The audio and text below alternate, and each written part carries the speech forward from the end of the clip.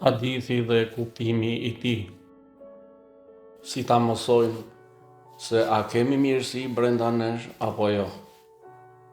Një njeri i tha Imam Bakirit paqja qoftë mbi të: si ta di nëse kam mirësi brenda meje? Imami ju përgjigj: nëse dëshiron të dish se a ke mirësi brenda teje, shiko zemrën tënde.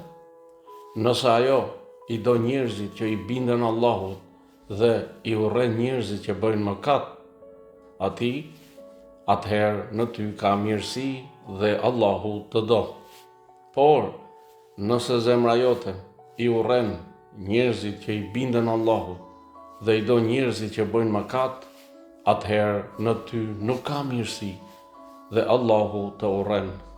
Njeriu është me atë që do. Me këtë thënie, Imam Bakiri paqja qoftë mbi të na përcjell një mesazh të thellë dhe praktik, duke na thënë se zemra është pasqyra e gjendjes shpirtërore të njeriu. Nëse zemra jote anon drejt të mirës, i do njerëzit e devotshëm dhe e urren mëkatin, kjo është shenjë se brenda teje ka mirësi dhe je në rrugën e drejtë.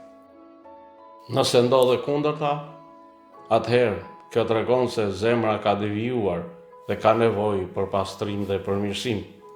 Dashuria dhe urrejtja jote tregojnë kush je në të vërtetë.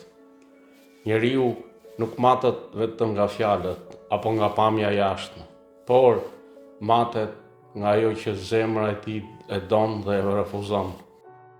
Thënia e Imam Bakirit, njeriu është me atë që do të thotë se në këtë botë dhe në tjetrën, njeriu do të bashkohet me ata që i do, qoftë në mirësi apo në devijim.